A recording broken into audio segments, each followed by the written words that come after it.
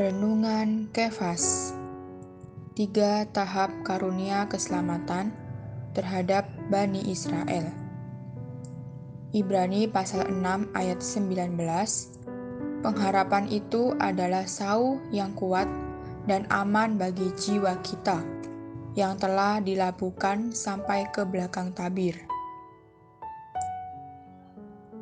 Karunia keselamatan yang hendak Allah berikan kepada Bani Israel berkaitan dengan 3 tempat. Mesir, yang darinya mereka diselamatkan. Padang gurun, tempat mereka mengembara. Dan Kanaan, tempat yang mereka masuki. Sejarah mereka di ketiga tempat tersebut menandakan 3 tahap dari karunia keselamatan lengkap Allah yang mereka miliki. Bani Israel tidak dapat menikmati seluruh karunia keselamatan Allah bila mereka hanya tinggal di satu tempat. Di Mesir, Bani Israel menikmati karunia keselamatan Allah tahap pertama. Pada hari Paskah, mereka mengalami darah penebusan dosa dari anak domba, dan daging anak domba yang bergizi, dan diselamatkan dari hukuman keadilan Allah. Ketika mereka keluar dari Mesir dan menyeberang Laut Merah, mereka terlepas dari perhambaan dan kekejaman Mesir. Mereka menjadi bangsa yang bebas dan merdeka. Di satu pihak, mereka semuanya telah beroleh selamat. Tidak ada seorang pun yang menyangkal bahwa mereka telah diselamatkan dari hukuman Allah dan dari belenggu, perhambaan, serta kekejaman Mesir.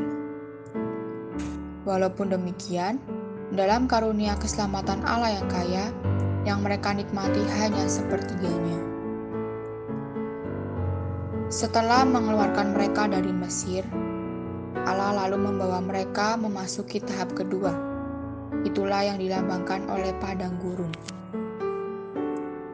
Di padang gurun, barulah mereka bisa menikmati mana sebagai makanan, dan air yang mengalir keluar dari batu karang yang meleraikan dahaga.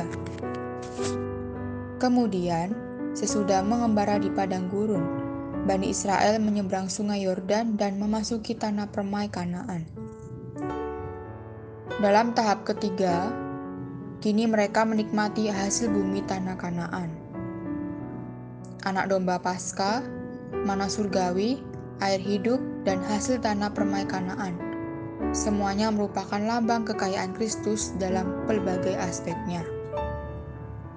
Seandainya Bani Israel hanya beroleh selamat di Mesir saja, mereka tidak mungkin mengencap mana.